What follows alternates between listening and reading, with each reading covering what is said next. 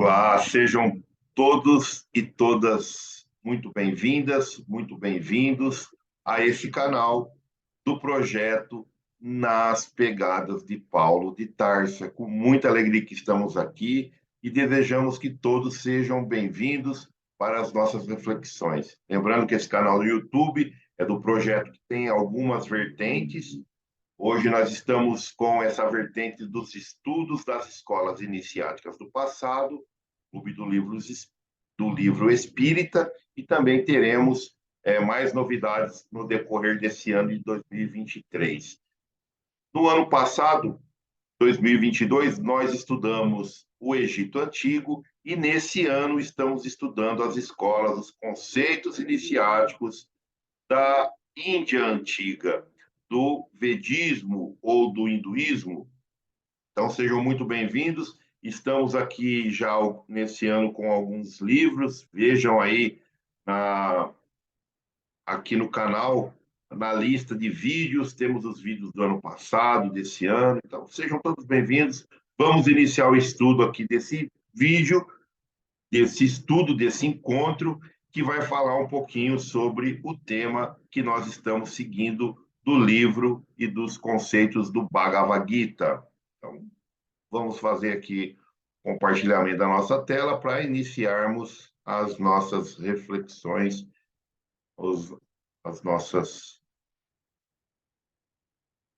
colocações aqui, o que o livro vem trazendo.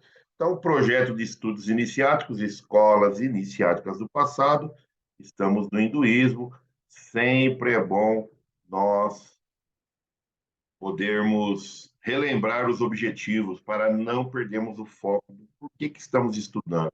Então, nós estamos fazendo o estudo dos conceitos iniciáticos em grupo, esse é um dos objetivos, trazer os conceitos iniciáticos para a nossa vivência prática. Então, tudo que nós estamos refletindo, pesquisando, estudando nesse livro, nesses ensinamentos, de alguma maneira nós tentamos trazer para o nosso dia a dia para ser útil nas nossas experiências, na nossa vivência que estamos tendo aqui perante, né, aqueles que estão à nossa volta, na sociedade, no trabalho, no lazer, em todos os lugares. E também depois o futuro é levar as ações práticas que nós trouxemos para nós individualmente, mas levar para a sociedade em forma de trabalho através do nosso testemunho.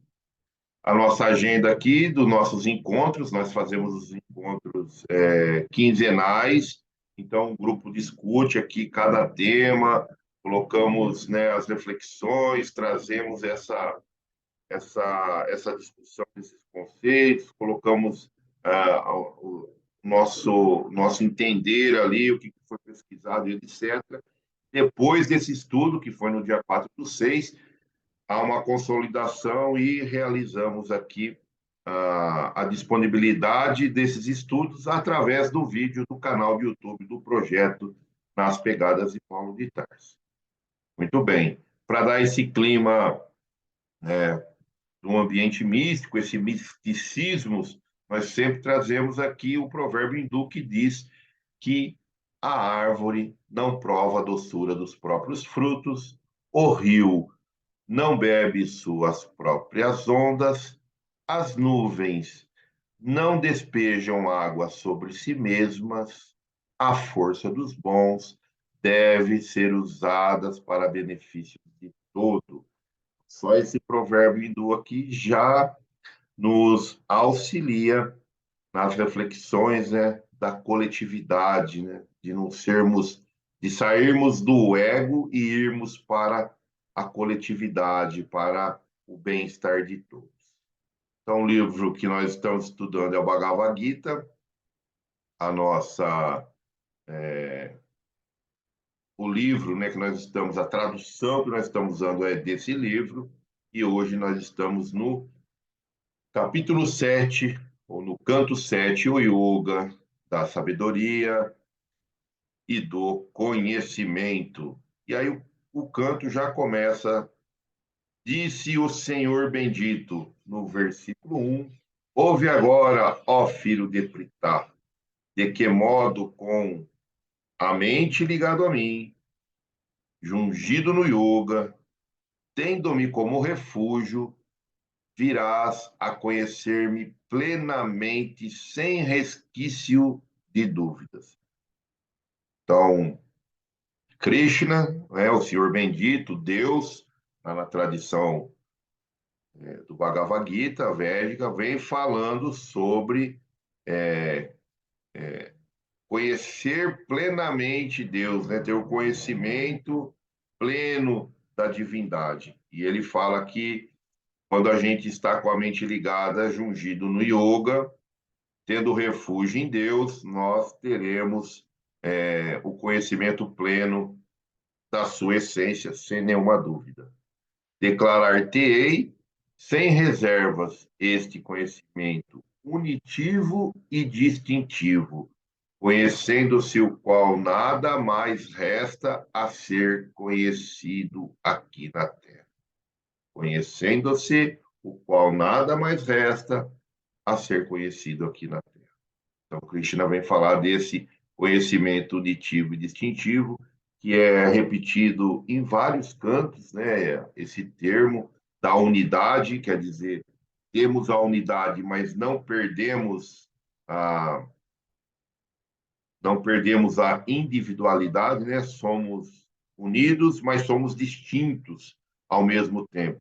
Então, precisamos estar unidos na coletividade, unidos, né, em comunhão, mas mesmo com essa união, não deixamos de ter a nossa individualidade. Nós somos distintos ainda um dos outros, mesmo unidos. Entre milhares de seres humanos, quase nenhum se empenha pela perfeição. Mesmo entre os adeptos que se empenham, quase nenhum me conhece verdadeiramente. Então, olha como que esse verso, o verso 3 do canto 7, o 7.3, ele é muito atual, né?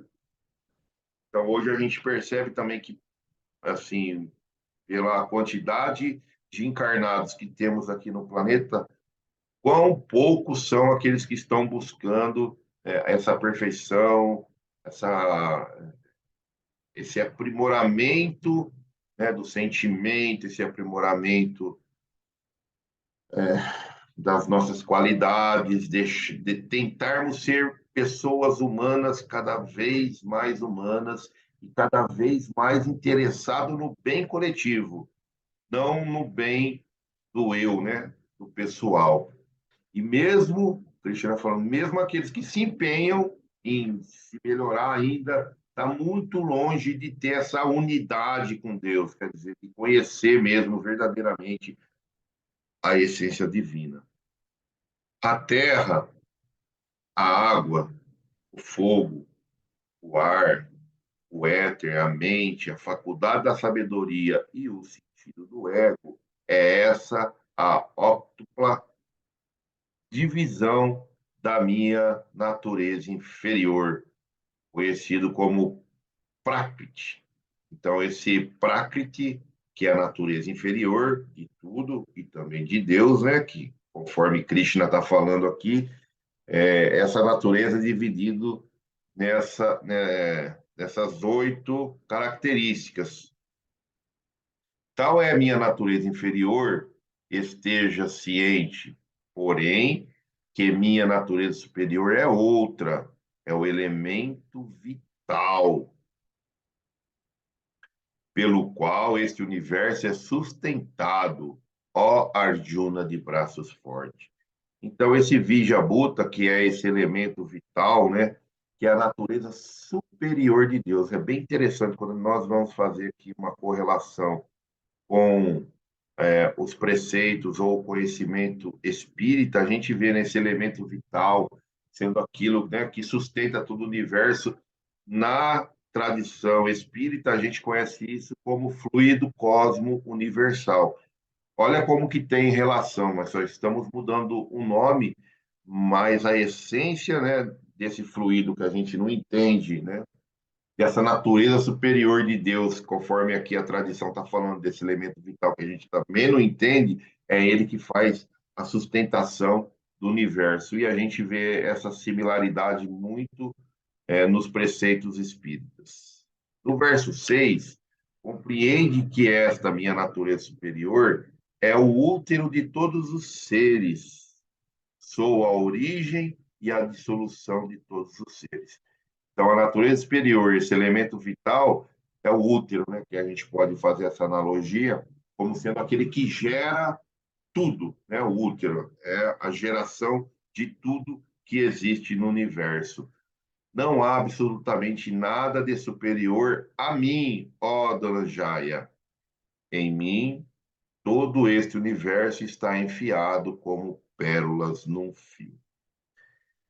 O verso 7 do canto 7 é bem interessante, né? Que essa ligação, essa analogia que Krishna traz, que a gente ouve em algumas outras tradições também, em algumas palestras, a gente vê essa ideia do fio e das pérolas. É bem interessante, por quê? Porque mostra que nós todos estamos ligados. Então, seria como que todas as coisas do universo fossem pérolas. E quem é o fio? É Deus, é o elemento vital, é essa energia superior, é o fluido cosmo universal, é o nome que a gente quiser dar, não importa. Então, nós estamos ligados, todos nós ligados, como se nós fôssemos essas pérolas, e o fio que nos liga, né, que liga como se fosse um colar de pérolas, é essa energia superior, essa divindade.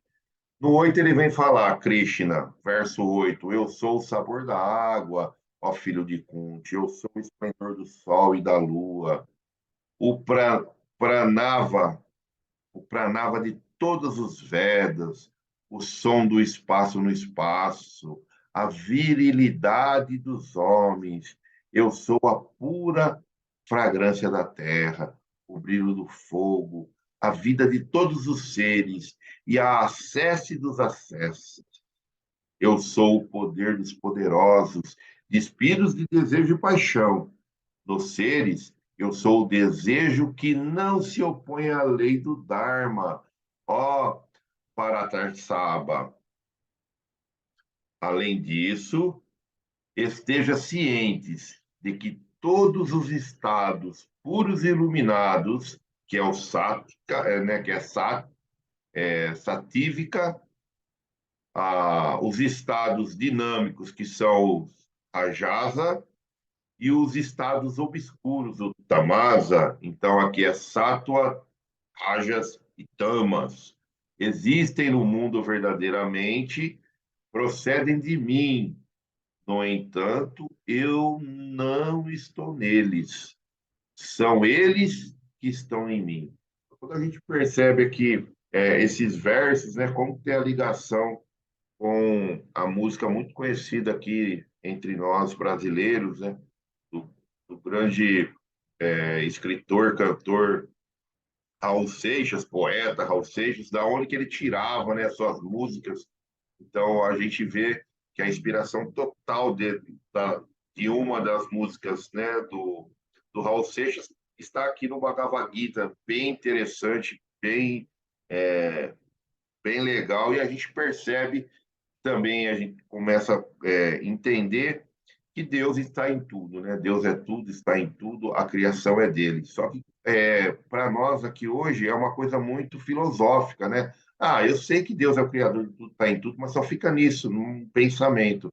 Mas será que eu ajo, né, dessa forma mesmo, como se Deus estivesse em tudo, em todas as coisas, e todas as coisas foram deles? E é bem interessante quando ele vai falar dessa natureza dele, né, da natureza inferior, da força criadora, que a tradição aqui do Bhagavad Gita vai separar em três grandes grupos, né? Sattva, Rajas e Tamas, cada um ligado a uma determinada vibração energética. É bem interessante que isso também faz com que a gente reflita no nosso dia a dia, né? Nas tradições religiosas aqui cristãs, a gente está ligando, o que a gente está procurando, né? Se, das tradições religiosas também ligada ao cristianismo dos nossos irmãos católicos, né? Que vai falar de três de três tipos de punição, né, que seria o céu, o purgatório e o inferno. A gente poderia trazer aqui também, né, sátua é aquele que está buscando o céu, que está tentando fazer as coisas boas para o céu. A rajas é aquele que estão tentando buscar, mas ainda não estão conseguindo muito, então vai ter que passar ali no purgatório. E a tamas, né, os tamásicos, são aqueles que buscam mesmo as coisas obscuras, tá envolvido naquela energia, ao contrário do amor. Então, aí, nessa analogia que eu estou fazendo, seria o inferno. É bem legal a gente fazer essas comparações dessas tradições antigas com o que a gente conhece hoje nos nossos tempos atuais. No verso 13, este universo inteiro é iludido por essas três estados de existências formados pelas qualidades primárias. Então, esses estados de existência, as qualidades primárias são os gunas, que são esses três que nós citamos aqui anteriormente, sattva, rajas e tamas. E cada um deles está numa vibração, né? E é por isso que não me reconhece como imutável que reside para além delas. Então, muitas pessoas ainda ficam iludidas, é isso que ele está falando, nesses três estados, né, de existência, ou nessas três qualidades primárias, só que Krishna, Deus, está falando que ele está muito além delas, e a gente só fica preso a essas três e não consegue ver além, né, das gunas ou dessas qualidades primárias. No 14, pois esse universo inteiro, outra coisa não é senão a minha divina potência criadora, composta das qualidades primárias, difícil de transcender, que recorre unicamente a mim, transcende essa minha potência criadora. Então, aquele que recorre a Deus, a Krishna, nessa tradição, a gente pode trazer aqui para nós também, né? Quando nós estamos ligados com o Uno, a gente começa a entender esse Uno. O exemplo é Jesus, né? Jesus falava que ele estava em Deus, Deus estava nele, então ele estava ligado, ele conseguia transcender essa potência criadora, né? Essas gunas que na tradição aqui, essas ilusões que é conhecido como Maya na tradição do Bhagavad Gita. No 16, quatro tipos de pessoas que fazem o bem me adoram, Arjuna. Os aflitos, os que desejam conhecimento, os que visam o bem do mundo e os gnósticos, ó Bharatarsabha. Então, aqui, Krishna está falando que pessoas do bem procuram ele nessas quatro modalidades, mas veja só o que ele fala no 17. Essas quatro, o gnóstico sempre jungido e dotado de devoção unicamente, unificada, perdão, vou repetir de novo, dessas quatro, o gnóstico sempre jungido e dotado de devoção unificada, quer dizer, está ligada, né, junto, uno, com Deus, com Krishna, é o mais excelente, pois eu sou extremamente caro ao gnóstico e ele é caro a mim. Eles estão em sintonia, aqui não estou falando da sintonia. Então, ele chama aqui, dentre esses quatro, que são os aflitos, o que desejam o conhecimento, e mesmo aqueles que visam o bem do mundo, quer dizer, não está só nele, está em tudo, ainda assim ele fala do gnóstico, porque o gnóstico tem uma união mais profunda, né? É jungido e adotado da devoção, do Bhakti Yoga, segundo a tradição do Bhagavad Gita. No 18, todos os seres em verdade são exaltados, mas considero todos estes em verdade, quer dizer, aqueles quatro, eles são exaltados, eles têm a sua importância, mas o gnóstico, ele considera como se fosse ele mesmo, quer dizer, eles estão ligados a mim, né? Considero ele, né, os gnósticos, como a mim mesmo, pois com o eu jungido, ele se encontra estabelecido somente em mim no caminho supremo.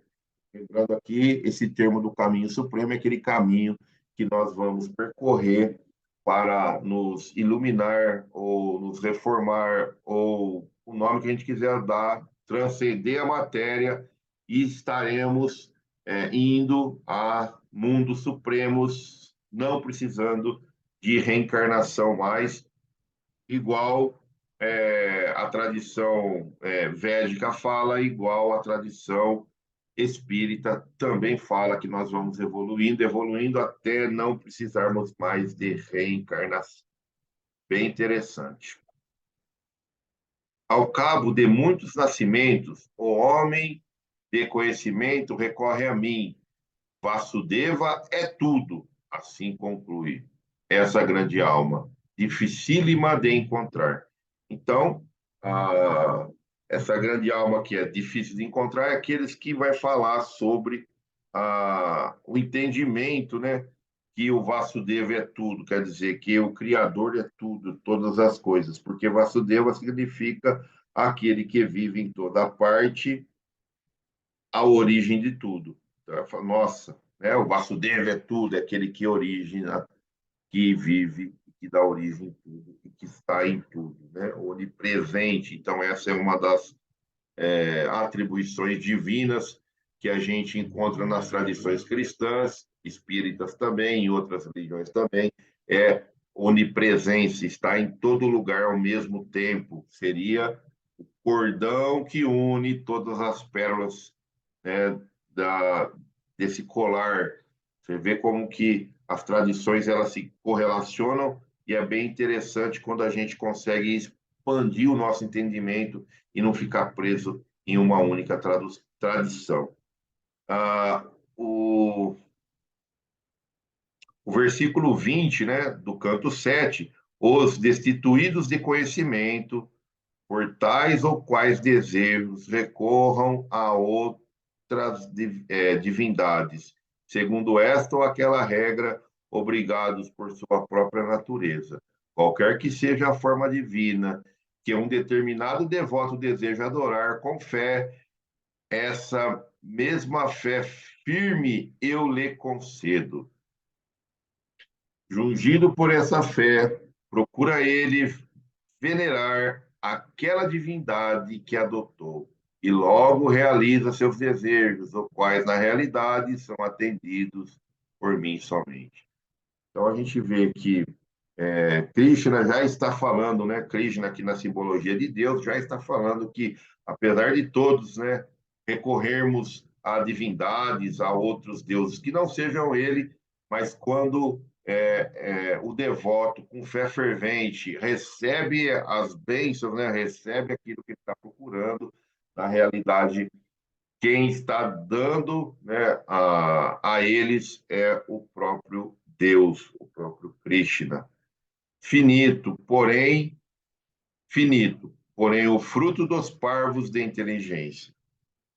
Os adoradores das divindades vão para as suas respectivas divindades, mas meus devotos, contudo, vêm a mim. Os insensatos concebem-me como o não manifesto, caído na manifestação. Ignora meu estado de existência superior, imutável e insuperável. Então, o avyakta,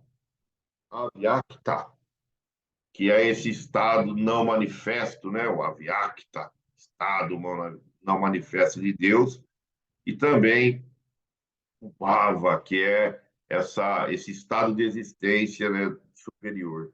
Krishna falando que muitos não conhecem como imutável e insuperável, quer dizer, o uno, o todo da tradição egípcia que a gente estudou no ano de 2023 do Antigo Egito. Lá também eles tinham essa concepção que havia um todo, um uno, aquele poder supremo de todos os outros deuses, com letra minúscula. Velado pela potência criadora do meu yoga, não sou visível para todos os seres. Este universo iludido não conhece a mim, o não nascido imutável. Conheço todos os seres, os do passado, os do presente e os que ainda serão, mas ninguém, ó Arjuna, conhece verdadeiramente a mim. Vemos aqui, então, Krishna falando que nós precisamos ainda ascender o nosso conhecimento espiritual, acender ainda os nossos sentimentos, né? Desenvolver para podermos, com a devoção, com a prática do yoga, segundo a tradição aqui, aquele yoga, o karma yoga, né? O yoga da gente fazer o nosso dever, o dharma, nós fazermos o melhor que a gente pode no aqui e agora, colocar todas as nossas energias, não fugirmos das nossas batalhas, né, diárias, e assim, com esse exercício contínuo, nós iremos cada vez mais conhecer verdadeiramente a Deus. No versículo 27, enfeitiçado pelos pares opostos. Isso aqui é bem interessante. Enfeitiçado pelos pares opostos, que nasce do anseio da inversão, ó descendente de Bharata. Todos os seres sucumbem à ilusão da criação, ó Parantampá. Então, vemos aqui, né, o Parantampá, descendentes de Bharata, é tudo epiteto para Arjuna, que nós já citamos em vídeos anteriores, mas o mais curioso aqui que ele vai falar que nós estamos em. Ele usa sempre aqui a tradição, usa esse termo pares de opostos, é enfeitiçado pelos pares opostos que nascem do anseio, do desejo e da aversão. Então, pares opostos aqui podemos entender como as coisas da matéria, né? Quando a gente fica aí muito fixado a essas coisas materiais que têm essa polaridade inversa, pares opostos, né? Então, eu posso falar alegria e tristeza, um exemplo. Então, quando eu estou enfeitiçado por qualquer um desses dois pares, tanto alegria como tristeza, a, a gente sucumbe a essa ilusão da criação, quer dizer, a gente fica preso ou fica iludido, fica no Maia, preso aqui nas coisas da matéria. Então, é muito importante a gente ir se libertando desses pares, entender que tudo é um processo, tanto as coisas boas como as coisas que não são tão boas. É um processo na nossa vida para nós podermos evoluir e engrandecermos. No verso 28, porém, os homens que realizam ações meritórias, para quem acabou-se o mal, eles, libertos da ilusão dos pares opostos e firmes em seus votos, adoram-me. Então, toda vez que nós vamos se libertando, nós vamos tendo essa conexão maior com o divino, né? Essa opúnia que a gente vai fazer, que são os resultados positivos de ações que produzirão bem-estar no futuro. Então, quando a gente produz essas ações meritórias, né, nós cada vez vamos adorando ou se conectando mais com a divindade. E agora, por fim, não tem o 29 ainda, os que se empenham por libertar-se da velhice e da morte refugiam-se em mim. Vêm a conhecer completamente aquele fundamento universal, a base do eu e todo o mistério da ação. Então, quanto mais nós fomos nos libertando desse conceito, né? O que é ser libertar da velhice e da morte? É não precisar mais estar num corpo físico, não precisar mais estar encarnando aqui no mundo, né? De, de provas e expiações, podemos dizer assim, como caracteriza os conceitos espíritas. Então, quando a gente não precisar mais disso, nós vamos estar entendendo todo esse mistério, todo o que significa essas energias, os fundamentos universal e a, toda a complexidade do entendimento da teoria da ação, o que a nossa ação pode causar ao longo dos tempos. Bem legal isso para a gente refletir. Por fim, no verso 30, o último verso do canto 7, os yogins de mente jurgida, que me conhece como a base dos entes terrestres, a base divina e também a base sacrificial, e me conhece também na hora da partida, esses conhecem verdadeiramente. Então, Krishna já está usando aqui o termo para a gente estar sempre conectado, né, com a divindade, com as energias superiores, com o plano maior, com o nome que a gente quiser utilizar, até mesmo na hora da nossa partida, quer dizer, no processo ali é, da nossa mudança de estado, saindo de um corpo físico e indo para o plano espiritual, saindo da matéria, que nós aqui chamamos de morte. Na hora da nossa morte, que nós estamos aqui no plano físico, iremos para a dimensão espiritual, e quando nós estamos até nessa hora ligados, né, com a divindade, nós temos esse conhecimento cada vez mais verdadeiro. Trouxemos alguns apontamentos aqui desse canto 7, do capítulo 7 do livro Bhagavad Gita, que é reconhecer a realidade em Deus, reconhecer nos seres a divindade e identificar em nós em qual das gunas, né, em qual guna eu estou gravitando, eu estou vibrando. Aquelas três gunas que nós citamos lá,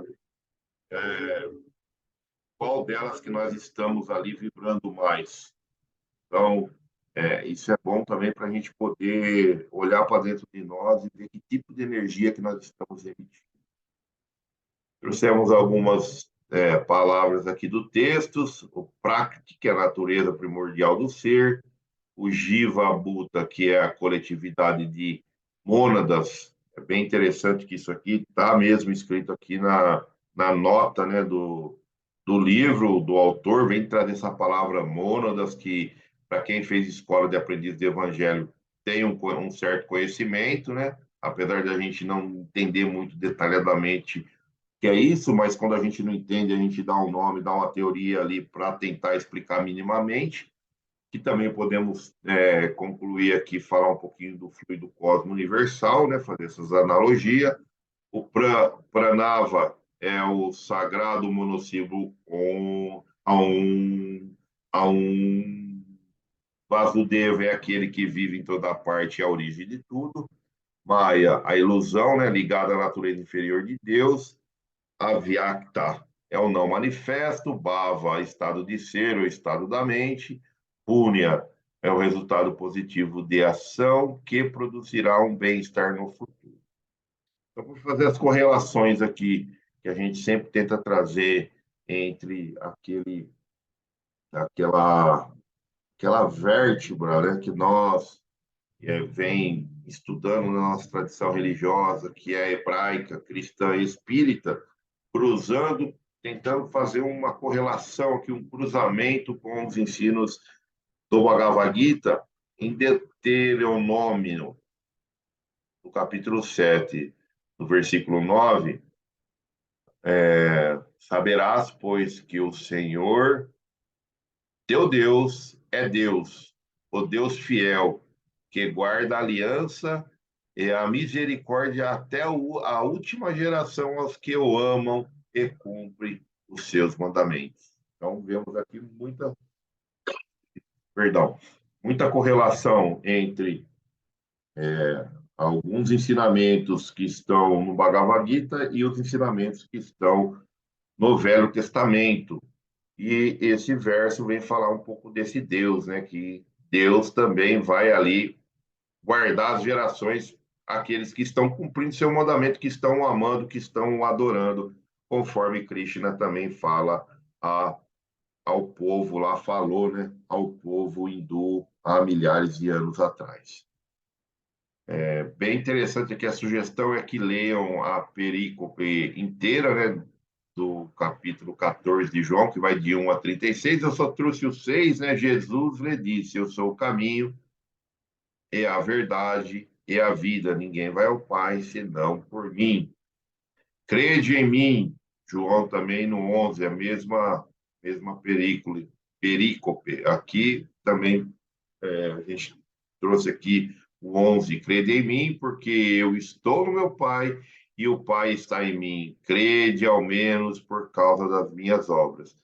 Então, a gente vê bem muita similaridade, né, nos ensinamentos, que Krishna fala que os seus devotos estão nele e ele está nos devotos, de certa forma, unidos, né? unitivo, mas também, ao mesmo tempo, distintivo. Também trouxemos uma reflexão que está no Livro dos Espíritos, na questão 10, na pergunta 10, porque o homem pode o homem compreender a natureza íntima de Deus? E aí a resposta vem não, falta-lhe para isso o sentido. Na questão 11, será dado um dia ao homem compreender o mistério da divindade? Quando não mais tiver o espírito obscurecido pela matéria, quando pela sua perfeição se houver aproximado de Deus, ele verá e compreenderá. Então é bem interessante e também que a tradição espírita vai nessa mesma linha dos ensinamentos de Krishna, falando que nós precisamos, né, nos libertar da matéria, tá vendo? Quanto mais eu ir e buscar a minha perfeição, eu vou me aproximar de Deus. E é exatamente o que Krishna fala em vários versos aqui do canto 7. Para quem gosta de estudar também o livro Iniciação Espírita, da Aliança Espírita Evangélica, mas para quem também fez a Escola de Aprendizes de Evangelho, a sugestão aqui é ir lá na aula 86, Plano Divino, a Lei da Evolução, estudar essa aula de novo, que tem uma correlação aqui com o capítulo e os estudos do Bhagavad Gita. Fizemos exercício prático, né? O quanto reconheço a divindade em mim. Então, lá foi um momento de partilha. Como eu sempre falo nos vídeos aqui, a gente discute isso, uma coisa prática, para tentar trazer, né, de forma prática os estudos para a nossa vida. Nós vamos do grupo estudando o capítulo e também exercitando a reflexão quanto àquele capítulo que a gente passa. Então, lá foi feito isso, aqui não tem como a gente reproduzir. E para o próximo estudo agora, a gente vai fazer o canto 8, o Yoga do Absoluto Imperecível. Então, o próximo vídeo também será sobre isso. E vem a sugestão, aqui nós demos a sugestão de fazer o exercício prático, como estou agindo em ação em conhecimento para iluminar as minhas futuras reencarnações. Então, como que eu estou fazendo? Como que eu estou agindo? Enquanto eu vou refletindo nessa questão, eu vou estudando, enquanto eu vou estudando o canto 8, o capítulo 8, eu vou refletindo aqui nesse exercício prático. E é isso, pessoal. Então, até o nosso próximo encontro, o nosso próximo vídeo. Agradeço a todos aqui que estão acompanhando esses estudos de maneira bem simples, superficial, não temos a mínima pretensão de esgotar os assuntos, é mais para trazer um pouquinho dessas tradições que estão muito longe de nós e que aí vai dando esse gosto da gente, todos nós, qualquer um de nós, irmos buscando esses conceitos também para dilatar um pouco o nosso conhecimento, ajudar nas nossas reflexões e no nosso dia a dia. Espero que todos possam ficar na paz de Deus e que Jesus abençoe nossos esforços. Tchau, tchau, gente. Beijo a todos. Até o próximo vídeo. Fique na paz, fique com Deus. Hare Krishna.